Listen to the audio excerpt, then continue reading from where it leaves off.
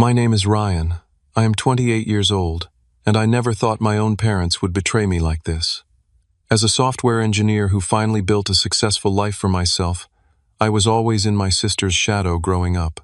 When I discovered a $15,000 charge on my credit card for a European vacation I never booked, I was shocked. But nothing prepared me for learning my own parents had stolen my card information to fund my golden child sister's dream trip. If you are watching this, let me know where you are viewing from in the comments. Hit that like button and subscribe to my channel. This story will show you how standing up for yourself can change family dynamics forever. I grew up in a modest suburban neighborhood in Lexington, Massachusetts, where our family lived in a 3-bedroom colonial that my parents were so proud to have purchased when I was just 5 years old.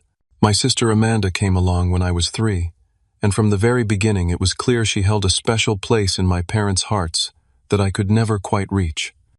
Our family photo albums tell the story better than I can. While there are dozens of solo pictures of Amanda's first steps, first smile, and first day of preschool, my baby photos are sparse. My mom Diana always had an explanation. "We were just busier when you were little, Ryan," she would say. But as the years went on, the pattern became impossible to ignore. School achievements highlighted the disparity in the clearest way. When I brought home an A- in advanced math, my father Thomas would frown and ask why it was not an A+. The Jefferson boy got a perfect score, didn't he? He would question always knowing about someone who had done better. But when Amanda brought home a B+ in regular math, there would be celebrations and her paper would go straight to the refrigerator. Amanda tried her best, and that is what matters, my mother would say, rubbing my sister's shoulders while shooting me a look that dared me to comment. The unequal treatment extended to everything. When I needed new clothes, my mother would reluctantly take me shopping at discount stores, constantly reminding me to look at price tags. When Amanda needed a new wardrobe, my parents would take her to the mall and return with bags from all the brand-name stores. "Your sister is a growing girl. She needs more clothes," my father would explain when I pointed out the unfairness. My 10th grade science fair project won first place at the regional competition, earning me a spot at the state level. Neither of my parents attended the regional event, claiming they had to work. The state competition fell on the same day as Amanda's middle school choir concert. Guess which event my parents attended? I stood alone accepting my second-place medal at the state science fair, while both my parents sat in the audience of Amanda's concert, where she sang in the back row of a 30-person choir. Despite the clear favoritism, I never stopped trying to earn their approval. I joined every academic club, maintained a 4.0 GPA, and even made varsity track team, setting a school record for the 400-meter dash. My trophy gathered dust on my bedroom shelf, while Amanda's participation ribbons from her brief stint in gymnastics were displayed prominently in the living room. When college application time came, I received acceptance letters from several prestigious universities, including MIT. My parents' response: "Those schools are too expensive. The state university is perfectly fine." Meanwhile, they started a college fund for Amanda, who was still 2 years away from applying. "Your sister will probably want to attend an Ivy League school," my father said. "We need to be prepared." I moved out at 18, attending Boston University on a partial scholarship and working 2 part-time jobs to cover the rest. While my classmates enjoyed the college experience, I juggled classes with shifts at the campus coffee shop and weekend work at a local tech startup. The startup job turned into an internship, which eventually led to my career in software engineering. During college and my early career, I limited contact with my family. Holiday visits were tense affairs, with my parents barely asking about my life before turning the conversation to Amanda's latest achievements, which seemed to grow more exaggerated with each passing year. "Amanda made the dean's list this semester," my mother would announce, conveniently omitting that my sister had dropped half her classes mid-semester to achieve this feat. After graduating, I secured a position at a promising tech company and quickly rose through the ranks. By 26, I was leading a development team and earning a 6-figure salary. My financial independence gave me the confidence to try rebuilding my relationship with my parents. I thought perhaps now that I had proven myself, they might finally see my worth. Amanda, meanwhile, had bounced between 5 different majors before graduating with a general studies degree. She moved back home at 23, claiming she needed time to find herself. 2 years later, she was still living with our parents, working part-time at a local boutique and quitting whenever the job became too stressful. My parents never pushed her to be more independent. Instead, they subsidized her lifestyle, paying for her car insurance, phone, and even her frequent shopping sprees. Despite my success, family gatherings continued to revolve around Amanda. If I mentioned a promotion, my parents would nod politely before asking Amanda about her latest hobby or friend drama. I tried not to let it bother me, telling myself that at least I had built a life on my own terms. I had a nice apartment in Cambridge, a growing investment portfolio, and friends who valued me for who I was. Still, that childhood wound of parental favoritism never fully healed. Last year, I started seeing a therapist to work through my family issues. Dr. Martinez helped me understand that the dynamic was not my fault and encouraged me to set healthier boundaries with my family. You cannot change them, she would tell me, but you can change how you respond to them. I was making progress, learning to validate myself rather than seeking approval I would never receive. Little did I know that this newfound strength would soon be tested in a way I never imagined. Last November, I drove to my parents' house for Thanksgiving dinner, bringing an expensive bottle of wine and a homemade apple pie from a recipe I had perfected over several attempts. The familiar knot in my stomach tightened as I pulled into the driveway of my childhood home, but I took a deep breath and reminded myself of Dr. Martinez's advice. Set realistic expectations. You are visiting out of choice, not obligation. You can leave whenever you need to. The first hour went surprisingly well. My mother complimented the wine, my father asked about my job, and Amanda was busy in the kitchen helping prepare the meal. Maybe this time would be different, I thought, hopefully. Maybe we could finally have a normal family holiday. As we sat down for dinner, Amanda cleared her throat dramatically. I have an announcement, she said, her eyes shining with excitement. I have decided what I want to do next year. My parents leaned forward eagerly, their attention completely captured. I noticed how my father's face lit up with anticipation, an expression I had rarely seen directed at me. I want to go on a European tour, Amanda declared. 3 months visiting all the major cities: London, Paris, Rome, Barcelona, Vienna, Prague, Amsterdam, Berlin. I have been researching and I found this amazing custom tour package that includes everything. My mother clapped her hands together. Oh, sweetheart, that sounds wonderful. What a cultural experience that would be for you. I noticed a brief look of concern flash across my father's face. That sounds expensive, princess. How much are we talking about? Around $15,000, Amanda replied casually, as if discussing the price of a new pair of shoes. But it includes everything: flights, hotels, some meals, guided tours, transportation between cities. It is practically a bargain when you think about it. My parents exchanged a look I could not quite decipher. There was worry there, but also determination. My father nodded slightly, and my mother reached for Amanda's hand. We will figure something out, my mother promised. You deserve to explore the world. I could not help but think about how I had saved for 3 years to afford a 2-week trip to Japan after college graduation. When I had mentioned my plans during a family dinner, my father had lectured me about fiscal responsibility and the importance of investing in my future rather than wasting money on vacations. Pushing aside the bitter memory, I decided to share my own good news. I actually just got promoted to Senior Development Manager, I said. It came with a nice bonus and stock options. That is nice, dear, my mother replied, her attention already drifting back to Amanda. Now, Amanda, tell us more about this tour. Which city are you most excited about? And just like that, the conversation returned to its natural state, all about Amanda. I sat quietly finishing my meal as my sister detailed her travel plans with increasingly elaborate descriptions. My father asked thoughtful questions about the itinerary, while my mother suggested shopping destinations in each city. I left earlier than planned, claiming I had work the next day. No one seemed particularly disappointed to see me go. My mother gave me a distracted hug, my father a firm handshake, and Amanda waved from the dining room, already back to discussing her European dreams. The following weeks were busy at work as we prepared for a major product launch. I worked long hours, often grabbing dinner at my desk and falling into bed exhausted. It was during this hectic period about 3 weeks after Thanksgiving that I finally sat down on a Sunday evening to pay my bills and check my accounts. As I scrolled through my credit card transactions, my heart nearly stopped.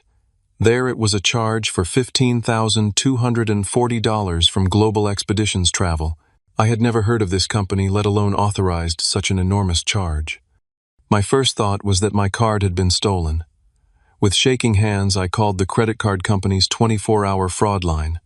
After confirming my identity, the representative pulled up the transaction details. This charge was processed on November 27th, she explained.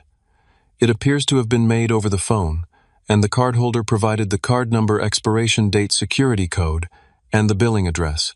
Is there any chance you, or an authorized user, made this purchase? Absolutely not, I replied firmly. I never use this card for travel bookings, and I certainly did not authorize a $15,000 charge to any travel agency. The representative took down the details of my dispute and suggested I contact the merchant directly to learn more about the transaction while they began their investigation. First thing Monday morning, I called Global Expeditions Travel. After navigating an automated system, I reached a cheerful travel agent named Brianna. I need information about a charge from your company on my credit card, I explained, providing the transaction details. Let me look that up for you, Brianna said. After a few moments of keyboard clicking, she continued, Yes, I see the booking. This was for the custom European Grand Tour package for Amanda Wilson departing in May next year. 3 months, 8 countries. It is one of our premium offerings. My blood ran cold. Amanda Wilson. That is my sister. I did not authorize this booking. Oh, Brianna sounded confused. The booking was made by Thomas and Diana Wilson. They provided all the payment information and said they were booking on behalf of their daughter. Thomas and Diana Wilson. My parents. My own parents had somehow obtained my credit card information and used it to book Amanda's dream European vacation. Without my knowledge, without my permission. Can you tell me exactly when this booking was made? I asked, struggling to keep my voice steady. It was the Friday after Thanksgiving, Brianna replied. The clients called in the morning and spent about an hour finalizing all the details with our senior travel consultant. The Friday after Thanksgiving, the day after I had visited their house. Somehow during that visit, my parents had gotten access to my credit card information. My mind raced back, trying to recall every moment. Had I left my wallet unattended? Had they gone through my things? Is there a cancellation policy? I asked. I am afraid this package has a non-refundable deposit of $5,000, Brianna explained. The remaining balance could be refunded if canceled more than 60 days before departure. I thanked her for the information and ended the call, my mind spinning with disbelief and betrayal. How could they do this to me? What gave them the right to steal my card information and charge thousands of dollars without my consent? I sat at my kitchen table staring at my phone, trying to process what had happened. This was not just favoritism anymore. This was theft. This was fraud. This was a complete violation of trust and boundaries that I could never have imagined even my parents were capable of. With a deep breath, I dialed my parents' number, my hand shaking with a mixture of rage and hurt that felt like it might consume me whole. The phone rang 4 times before my mother answered, her voice cheerful. Ryan, what a nice surprise. We do not usually hear from you on a Monday morning. Mom, I said, struggling to keep my voice steady. I need to talk to you and Dad about something important. Is he there? There was a slight pause. Yes, he is here. Is everything all right? You sound upset. Put the phone on speaker, I requested. I need to talk to both of you. I heard shuffling then my father's voice. Ryan, what is going on? Taking a deep breath, I asked, Did you use my credit card to book a $15,000 European trip for Amanda? The silence that followed was deafening. I could practically feel the tension through the phone.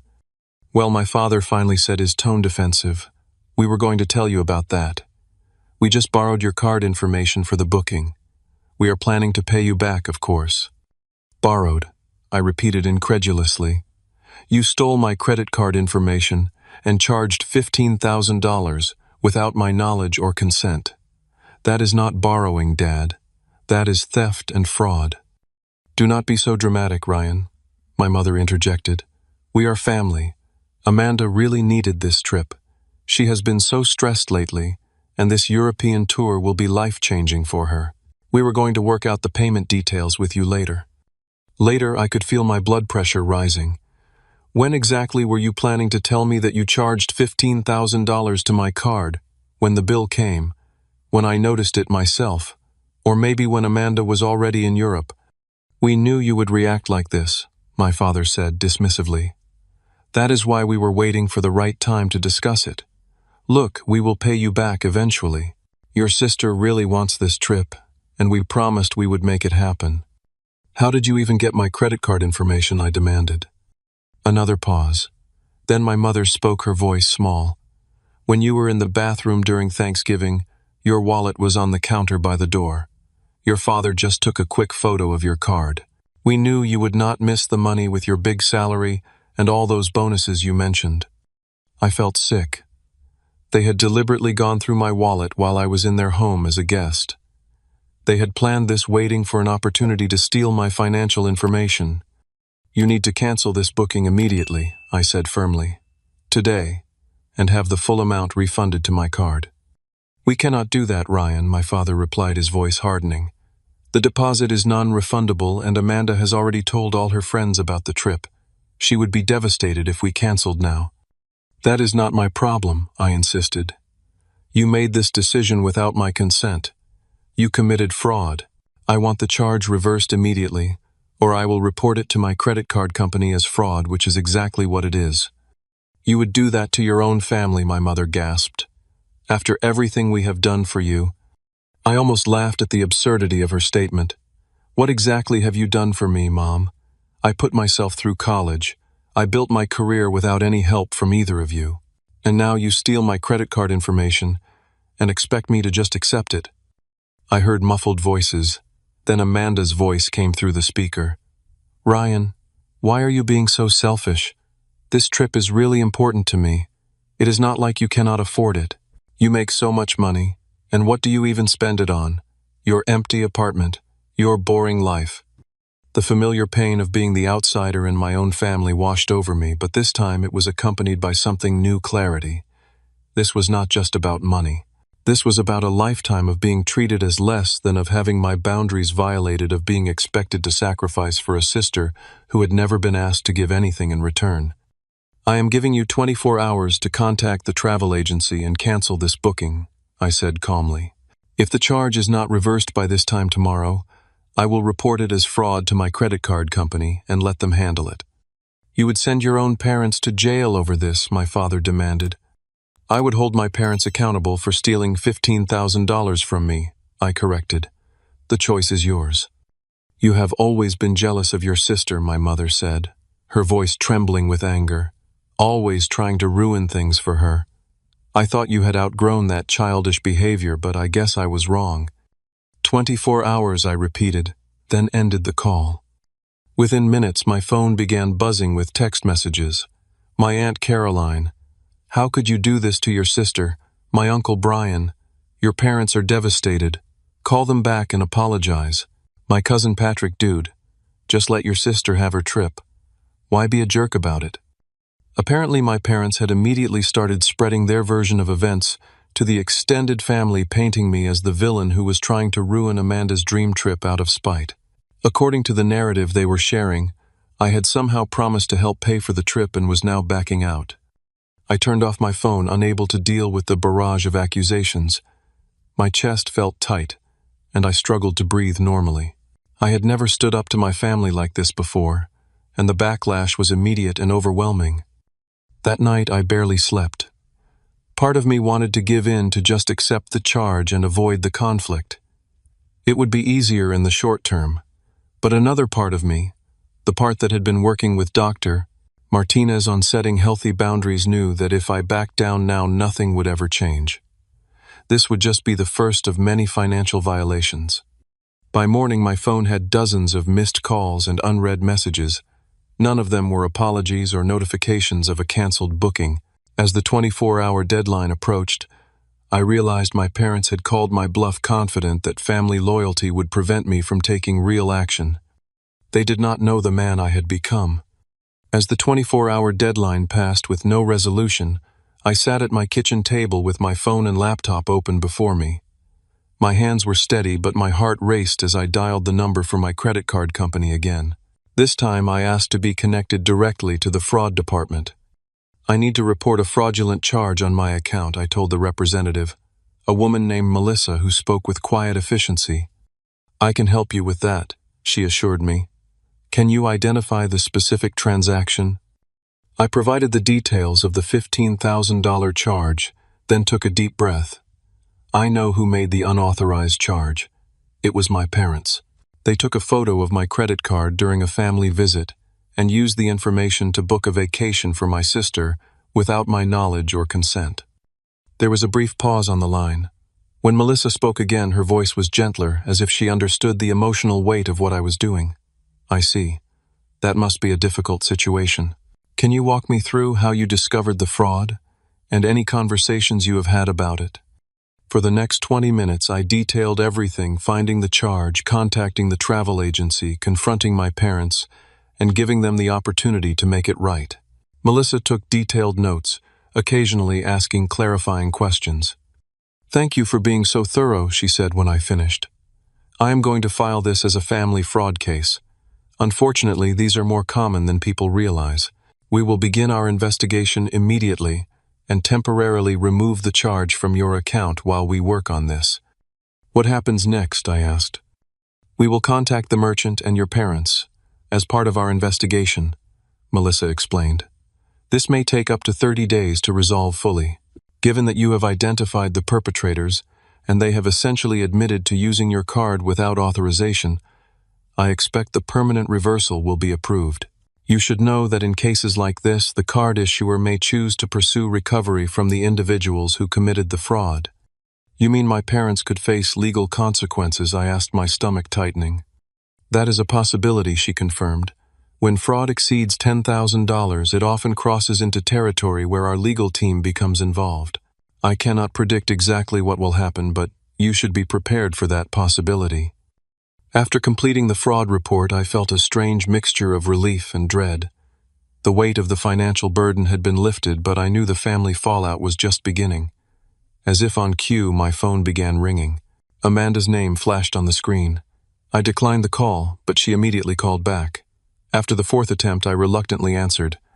"How could you?" she sobbed into the phone. "I just got a call from the travel agency saying my trip is canceled due to a fraud investigation. Do you know how embarrassing that is?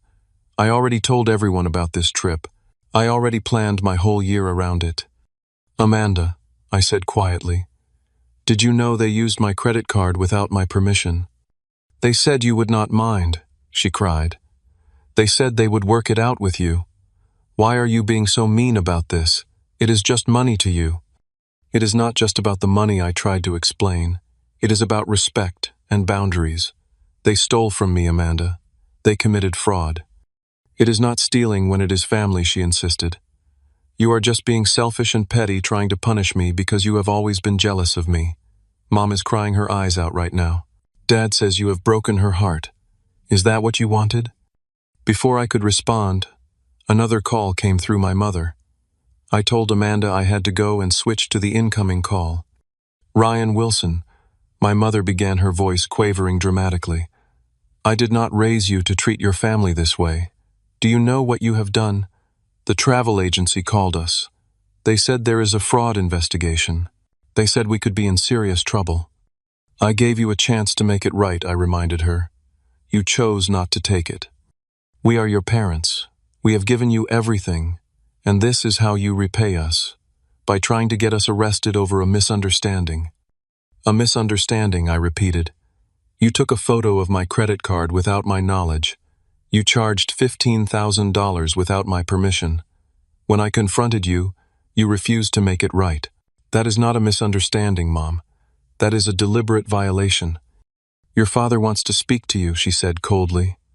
My father's voice came through low and threatening. "You listen to me, son. You need to call that credit card company right now and tell them this was all a mistake. Tell them you approved the charge. If you do not fix this immediately, you are going to destroy this family." "I did not destroy this family," I replied, surprising myself with how calm I sounded. "You and Mom did that when you decided that stealing from me was acceptable. When you decided that Amanda's desires were more important than my basic right not to be defrauded by my own parents. You ungrateful little—" He did not finish the sentence, but I could hear him breathing heavily. "This is not over. You have no idea what you have started." After he hung up, the calls and texts from extended family members intensified. Most took my parents' side, berating me for being selfish and dramatic. A few seemed uncertain, asking for my side of the story, but clearly skeptical that my parents could have done something so wrong. Only one relative reached out with genuine support, my cousin Ethan, who had himself distanced from the family years ago for reasons he had never fully explained. "Hey Ryan," his text read, "heard about what happened. Unlike everyone else, I believe you. My dad did something similar to me years ago. If you need someone to talk to who gets it, I am here." That simple message of support meant more than I could express. I called Ethan immediately, and we talked for over an hour. He understood the dysfunctional family dynamics, the golden child syndrome, the expectation that I should sacrifice for Amanda without question. For the first time, I did not feel completely alone in this. That evening, I called my best friend Marcus and explained everything. Marcus had witnessed some of my family's behavior over the years and had often questioned why I maintained contact with them. "I know this is hard," he said after listening to the full story, "but I am proud of you for standing up for yourself. They crossed a major line, and you had every right to report it. Do not let them manipulate you into thinking otherwise." The stress of the situation began affecting my work. I found myself unable to focus during meetings, checking my phone constantly for updates from the credit card company or more angry messages from family members. After making a significant error in some code that took the team hours to identify, I decided to take an emergency mental health day. During that day off, I researched family estrangement and financial abuse. The stories I read from others who had experienced similar violations from family members helped me realize that what my parents had done was not normal or acceptable, regardless of how they tried to frame it. I also made an emergency appointment with Dr. Martinez, who helped me process the complex emotions I was experiencing. "What you are feeling is grief," she explained during our session. "You are grieving the parents you deserved but never had. You are grieving the family relationship you hoped might eventually develop. That grief is real and valid." A week after filing the fraud report, I received confirmation from my credit card company that the investigation was proceeding, and the charge had been permanently removed from my account. They also issued me a new card with a new number as a security measure. I felt a small sense of victory, but I knew the war was far from over. 2 weeks after I reported the fraud, the credit card company completed their initial investigation. They not only reversed the charges permanently, but also informed me that they had decided to pursue the case further. My parents would be receiving official notification from the card issuer's legal department regarding the fraudulent use of my card. I learned this from a follow-up call with Melissa at the fraud department. "I wanted to let you know personally," she said. "In cases involving family members, these situations can become complicated. The notification will explain that they unlawfully obtained and used your credit card information for a significant purchase without authorization. It will outline potential consequences, which could include financial penalties and, in severe cases, criminal charges." "Are they likely to face criminal charges?" I asked, conflicted about the escalation despite everything they had done. "It depends on several factors," Melissa explained. "If they cooperate, fully make restitution for any fees incurred, and there is no pattern of similar behavior, the company might choose not to pursue criminal charges. However, I should be transparent that fraud of this magnitude is taken very seriously." After the call, I received a text message from my Aunt Regina, my mother's oldest sister. "The family is gathering at your parents' house this Saturday to discuss the situation with you. Be there at 2 p.m. It is time you heard how your actions are affecting everyone." I responded simply, "I will not be attending. This is between me, my parents, and the credit card company now. Please respect my decision." The response was immediate. "Your absence will only confirm what everyone already thinks about you. If you cared about this family at all, you would come and face what you have done. I turned off my phone for the rest of the day, unable to deal with the continued manipulation and guilt tactics. When I turned it back on the next morning, I had a voicemail from an unknown number. It was Amanda. "Ryan, it is me. I am outside your apartment. Open the door. We need to talk right now." I checked through my peephole, and sure enough, Amanda was standing in the hallway, arms crossed, foot tapping impatiently. Against my better judgment, I opened the door but blocked the entrance. "What are you doing here, Amanda? How did you even know where I live?" "Mom and Dad gave me your address," she said, pushing past me into my apartment before I could stop her. "We need to talk about what you are doing to our family." "I am not doing anything to our family," I replied, closing the door. "Mom and Dad committed fraud. They are facing the consequences of their actions." Amanda spun around, her eyes red from crying, but her expression fierce. "Do you have any idea what is happening? Dad got a letter from the credit card company. They are threatening legal action.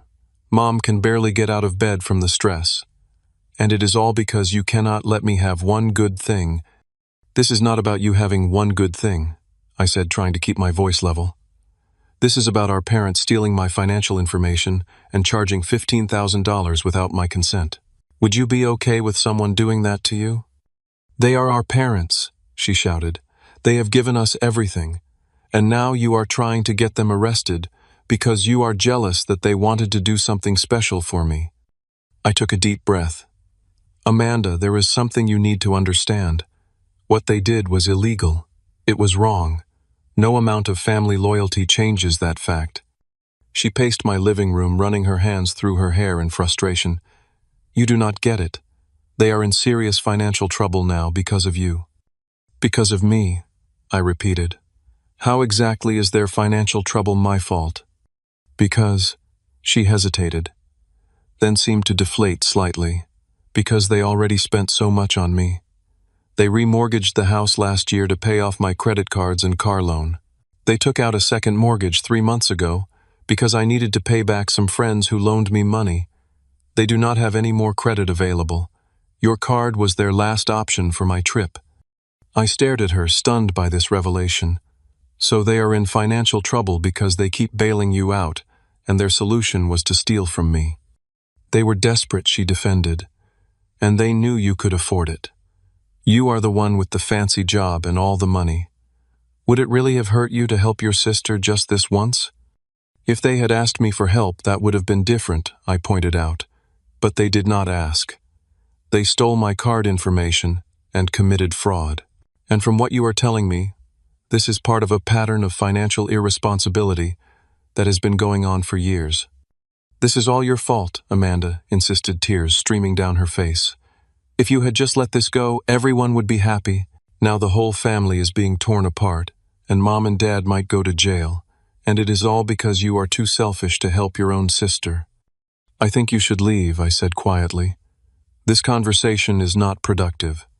"Fine," she spat, heading for the door. "But know this, if anything happens to Mom and Dad because of this, I will never forgive you. Never. And neither will anyone else in the family." After Amanda left, I sat down at my computer, still processing the information about my parents' financial situation. An email notification popped up, a message from my father. The subject line read, "What you have done to this family." Against my better judgment, I opened it. The message was brief. "Your mother can barely function because of what you have done. I hope you are satisfied with yourself. We only wanted to give your sister the opportunity you always had. We sacrificed everything for you growing up, and this is how you repay us." Attached to the email was a document, a scanned image of my credit card front and back, with my father's handwriting visible on the margins, noting the card number, expiration date, and security code. I stared at the image in disbelief. My father had just sent me digital evidence of the credit card theft. Without hesitation, I forwarded the email to Melissa at the fraud department, adding a brief note. "I received this email from my father today. As you can see, it contains evidence of how they obtained my credit card information." Her response came within hours. "Thank you for forwarding this. This will be added to our case file. Based on this new evidence, our legal team will likely proceed with a more formal investigation. Please continue to forward any relevant communications. 2 days later, my parents received an official warning letter from the credit card company's legal department detailing the evidence against them and outlining potential consequences. I knew this because my phone exploded with messages from relatives all blaming me for escalating the situation. "Your mother had to go to the emergency room with chest pains after getting that letter," my Aunt Regina texted. "Are you happy now? Is this what you wanted?" The use of my mother's health as a manipulation tactic was not surprising, but it was still painful. I remembered how any time I had stood up to my parents in the past, my mother would develop mysterious ailments that would immediately be attributed to my difficult behavior. What was surprising was receiving a call from my Aunt Meredith, my mother's younger sister, with whom I had always had a distant but cordial relationship. "Ryan, it is Aunt Meredith. Do you have a few minutes to talk? If you are calling to tell me what a terrible son I am, I have already heard it from pretty much everyone else," I said wearily. "Actually, I am calling to tell you that I believe you," she said quietly, "and that I understand why you did what you did." I was so shocked I could not immediately respond. "The favoritism between you and Amanda. It is not new," she continued. "My mother did the same thing with Diana and me. Diana was always the golden child, always got everything she wanted while I was expected to make sacrifices. When I see how they treat you compared to Amanda, it is like watching history repeat itself." "He had no idea," I said. "No one talks about it," Meredith explained.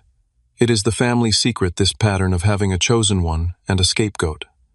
I wanted you to know that not everyone thinks you are wrong. What Diana and Thomas did was inexcusable regardless of their intentions." She went on to reveal that my parents had a long history of financial irresponsibility, often living beyond their means and using credit to maintain appearances. "They have remortgaged that house 3 times in the last decade," she told me. "Not just for Amanda, though she is certainly part of it. They have this need to appear more successful than they are to give Amanda everything she wants regardless of cost." That conversation with Aunt Meredith was a turning point for me. For the first time, I understood that the dysfunction in my family went back generations and that I was not the cause of it, merely the latest victim. The next day, I received a formal notification from my credit card company that they had closed their investigation. They had determined conclusively that the charge was fraudulent and that I bore no responsibility for it. They also informed me that based on the evidence, including my father's email, they had referred the case to their legal department for potential further action. A month after reporting the fraud, I received an unexpected call from a number I did not recognize. The caller identified himself as Warren Benson, an attorney representing my parents. "Mr. Wilson, I am reaching out in hopes that we can resolve this unfortunate situation before it escalates." Further, he began his tone professional, but with an undertone of condescension.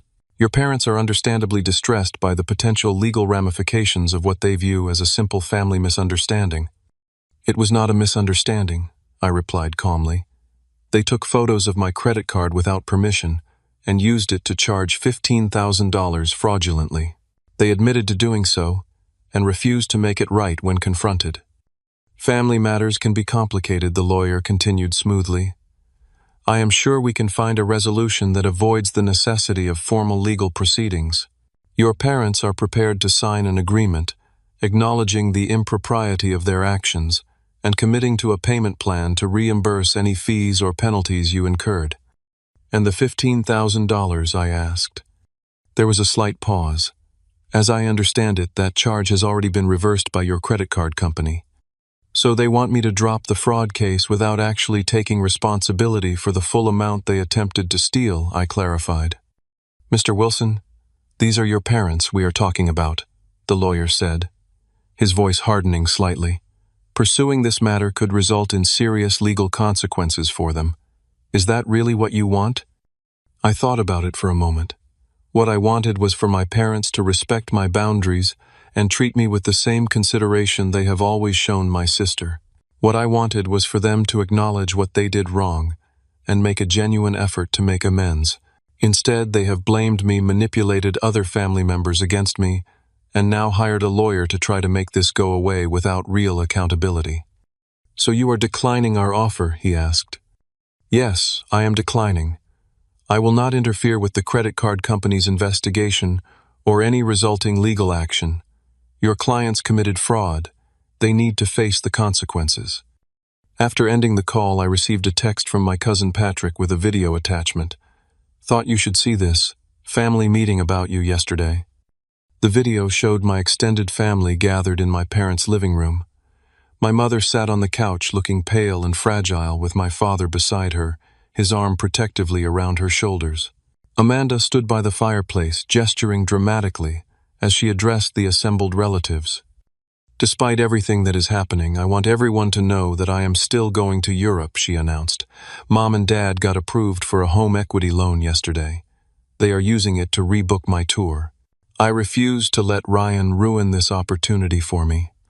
The family applauded, with several relatives casting dark glances at the camera and making comments about how this would show Ryan he cannot control us. My Aunt Regina stood up and declared, "This family takes care of its own.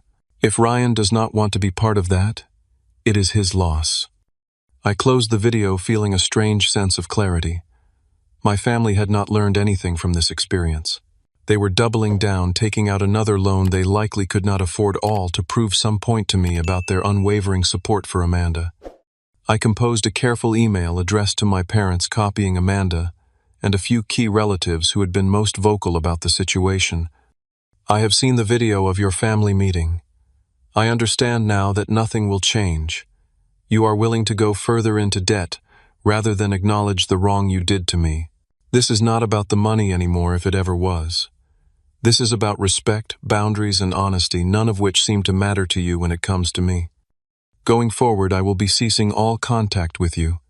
Please do not call, email, text, or show up at my home or workplace. Any further communication should go through my attorney, whose information is attached below. I hope someday you will understand the damage you have caused, not just to our relationship but to yourselves and to Amanda, who you have taught that rules, laws, and basic respect do not apply to her. Ryan." Within days of sending that email, I received a certified letter from my parents' lawyer. The letter claimed that my actions had caused my mother severe emotional distress and threatened a lawsuit for damages if I did not immediately contact the credit card company and withdraw my fraud claim. I forwarded the letter to a lawyer friend, Samantha, who had offered to advise me pro bono given the family nature of the dispute. Her response was reassuring. "This is an empty threat designed to scare you. They have no legal standing to sue you for reporting a crime that they actually committed. The evidence, including your father's email with the card image, is overwhelming. My advice is to maintain no contact and let me handle any further legal communications." True to my word, I blocked my parents' phone numbers, email addresses, and social media accounts. I set up filters to automatically archive emails from extended family members who had been hostile. I informed my building's security about the situation and requested that they not allow my parents or sister access to my apartment. The decision to go no contact was both painful and liberating. There was grief for the family I had always hoped we could become, but also relief at no longer subjecting myself to their manipulation and unequal treatment. Surprisingly, the no-contact decision brought unexpected support from relatives I had rarely spoken with. My great-aunt Eleanor, my grandmother's sister, reached out with a kind letter. "Dear Ryan, I have watched from a distance how Diana and Thomas have treated you over the years. It broke my heart, but I stayed silent, thinking it was not my place to interfere. I regret that now. What they did with your credit card was inexcusable, and your response was entirely justified. Please know that not everyone in this family thinks you are wrong. Some of us are simply quieter than others." My childhood friend Jacob, who had known my family for years, reached out after hearing about the situation through mutual acquaintances. "I always saw how differently they treated you, and Amanda," he admitted. "It never seemed right to me, but I did not know what to say. I am sorry I never spoke up." As weeks passed, my focus shifted from the family drama to my own healing. My performance at work improved as the constant stress of managing my parents' expectations and demands faded.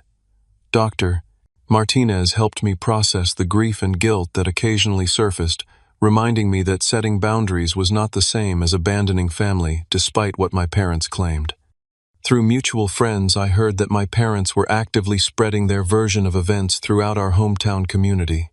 According to them, I had promised to pay for Amanda's trip, then vindictively reported them for fraud when I changed my mind.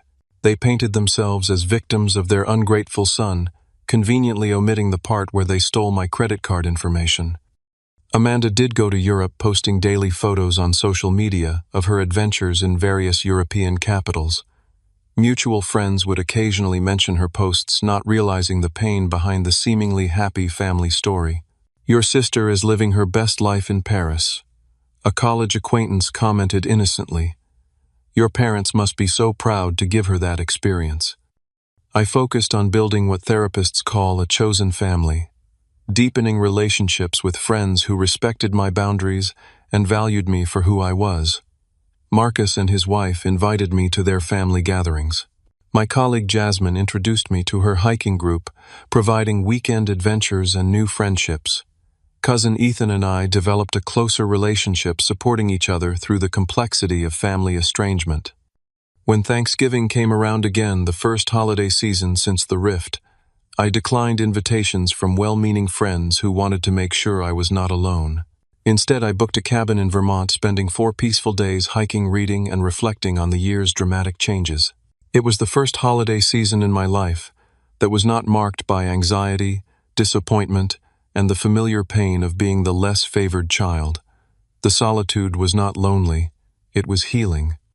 6 months after cutting contact with my parents, I sat on the balcony of my new apartment, watching the sun set over the Boston skyline. The past half-year had brought unexpected changes, growth, and a sense of peace I had never thought possible while entangled in my family's toxic dynamic. My career had flourished without the constant emotional drain of family drama. The focus and energy I previously spent managing my parents' expectations and dealing with their favoritism could now be channeled into my work and personal growth. My team successfully launched a major project that earned recognition throughout the company, leading to another promotion and increased responsibilities that I genuinely enjoyed. The relationships in my life had transformed as well. Without the underlying current of family-related stress and insecurity, I found myself more present and authentic with friends. People often commented on the change, noting that I seemed lighter or more confident. Dr. Martinez helped me understand that I had been carrying the weight of trying to earn conditional love for so long that I had not realized how heavy the burden was until I set it down. Then came an unexpected email from an address I did not recognize. The subject line read simply, "It is Amanda. Please read." Against my better judgment, I opened it. "Ryan, I am writing from a new email because I figured you probably blocked my old one.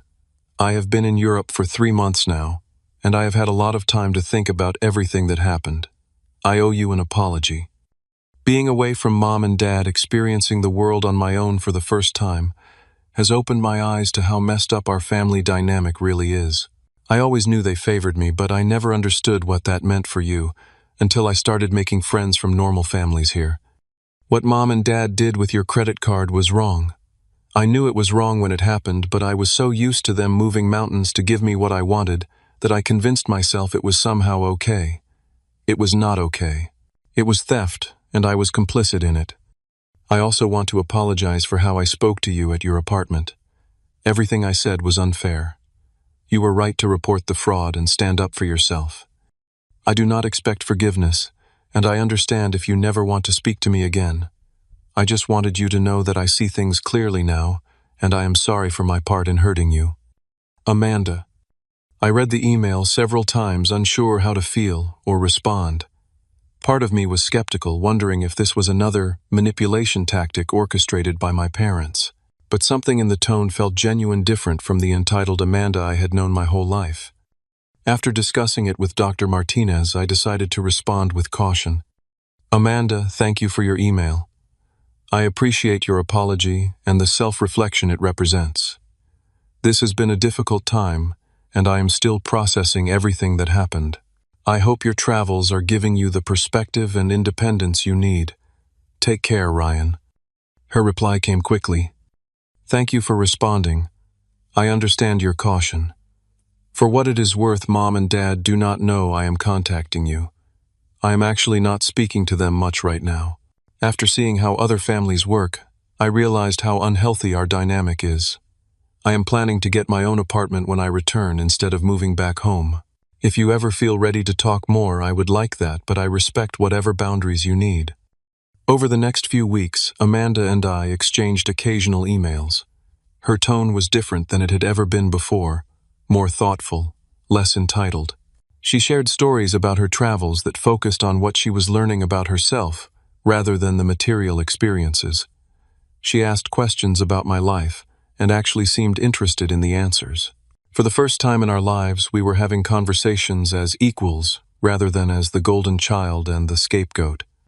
As my 29th birthday approached, I received an email notification that someone had attempted to contact me through my website's contact form, my parents trying to bypass my email filters. The message was brief. "It is your birthday next week. We would like to see you. Please call home." I did not respond. Instead, I maintained my boundaries, spending my birthday weekend on a camping trip with friends who truly celebrated me.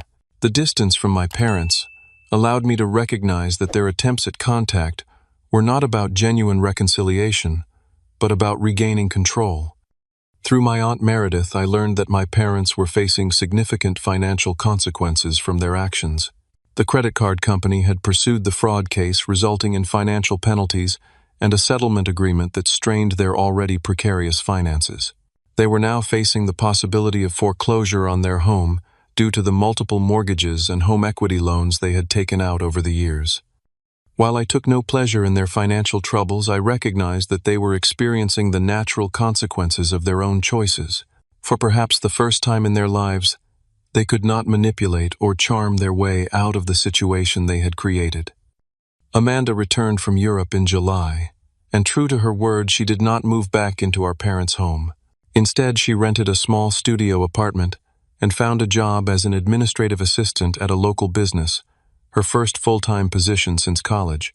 We met for coffee, an awkward but ultimately productive meeting where we began the slow process of establishing a new kind of sibling relationship. "I never understood what it was like for you. Growing up," she admitted during our second meeting. "I was so caught up in being the favorite that I never questioned why Mom and Dad treated us so differently. I am sorry I participated in that dynamic." Rather than offering financial help, which would have perpetuated old patterns, I offered to help Amanda develop financial literacy skills. We met weekly to go over budgeting basics, credit management, and saving strategies, all things our parents had never taught either of us. It was strange to be the older brother in a real sense for the first time, but also rewarding to see Amanda taking responsibility for her life. My personal growth continued as well. I began dating Sophia, a graphic designer I met through a mutual friend.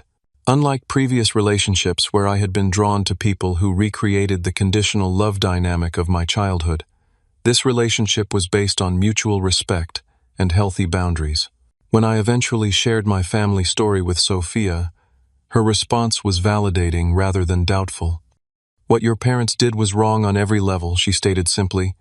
"You deserved better, and I am proud of you for standing up for yourself." Meeting Sophia's family was a revelation.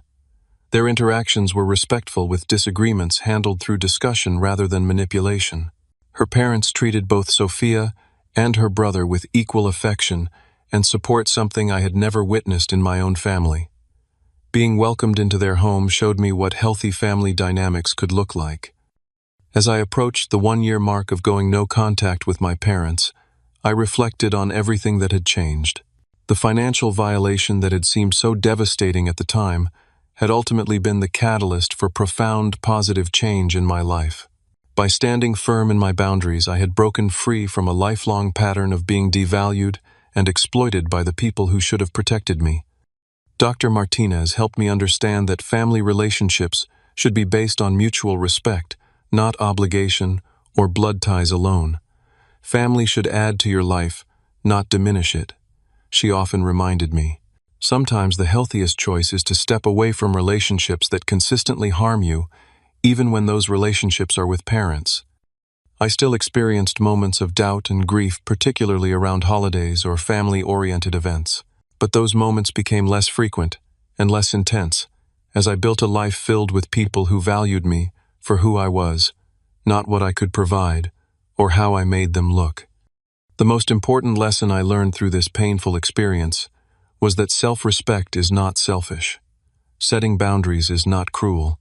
And sometimes the greatest act of self-love is walking away from people who cannot or will not treat you with basic dignity and respect, even when those people are family. Today I am building a life based on authentic connections rather than obligation or guilt. I am learning what it means to be valued for who I am, not what I can provide. And I am discovering that family can be chosen built on foundations of mutual respect and genuine care, rather than simply shared DNA. If you have ever found yourself in a situation where family members violate your boundaries or treat you as less worthy than others, know that you have every right to protect yourself. Standing up for yourself might be painted as selfish or ungrateful by those who benefit from your sacrifice, but that does not make it wrong. In fact, it might be the most important step toward building the life you deserve. Have you ever had to make a difficult decision to protect yourself from family members who crossed your boundaries? Share your experiences in the comments below. Your story might help someone else find the courage to stand up for themselves. If this story resonated with you, please hit that like button and subscribe to my channel for more real-life stories about setting boundaries and building healthier relationships. Thank you for listening. And remember, you deserve to be treated with respect, no matter who is on the other side of the equation.